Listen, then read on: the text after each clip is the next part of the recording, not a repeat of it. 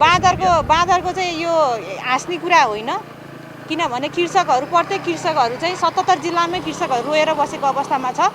किन भन्दा चाहिँ यो बाँदर बँदेल ले चाहिँ कस्तो भन्दा चाहिँ एकदमै आतंक फैलाइरहेको छ। यो मलाई पनि थाहा छ, तर यसको व्यवस्थापन मार्नु चाहिँ होइन, यसलाई चाहिँ हामीले दीर्घकालीन चाहिँ उपायबाट चाहिँ यसको व्यवस्थापन गरिनुपर्छ र राज्यले यो कुरालाई चाहिँ ध्यान जाओस् भनेर भोलि मैले बाँदरको विषयमा कसरी व्यवस्थापन गर्ने भन्ने विषयमा चाहिँ मैले एक पाना लेखेर लिएर आएको छु र म समय माग्दैछु हाम्रो सचेतकज्यूसँग त्यो भनेर भन्न चाहन्छु। अरू भन्नु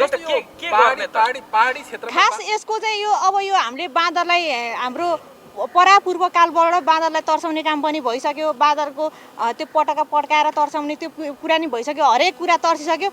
यहाँ बाँदर तर्सिँदैन, तर जनता चाहिँ तर्सिने अवस्थामा छ के। अब मैले नमार भन्ने पनि अब मार्ने अवस्थामा उपाय नै केही नभएपछि त त्यो अन्तिम अवस्था आइसक्यो। त्यसैले म सरकारलाई के ध्यान आकर्षण गर्न लाउँछु भने यसको दीर्घकालीन समस्याको समाधान भनेको चाहिँ यसलाई चाहिँ इलेक्ट्रिकल सोलरले, यो घाम त यतिकै यसको खेर गइरहेछ, घाम यसरी लगाइरहेछ नि होइन, यसको चाहिँ प्रयोग हुनु पर्यो। सोलरबाट चाहिँ लो भोल्टेजमा चाहिँ तपाईँको तारबार गरिनुपर्छ।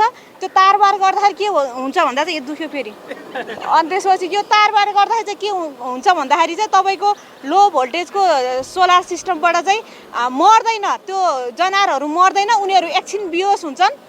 अनि एकछिन बेहोस भएपछि नेक्स्ट टाइमबाट उनीहरू त्यो रिपिट गरेर चाहिँ त्यो जनावरहरू बाँदर बँदेलहरू त्यो नजिक वरिपरि जानै मान्दैन, तर्सेर के उनीहरू डरले, त्यो किसिमको डर चाहिँ पैदा गर्ने भनेकै सोलर चाहिँ फेन्सिङ भन्छ यसलाई चाहिँ तपाईँको इङ्ग्लिसमा, अथवा इलेक्ट्रिकबाट पनि हामीले चाहिँ गर्न सकिन्छ, इलेक्ट्रिकल फेन्सिङ पनि भनिन्छ।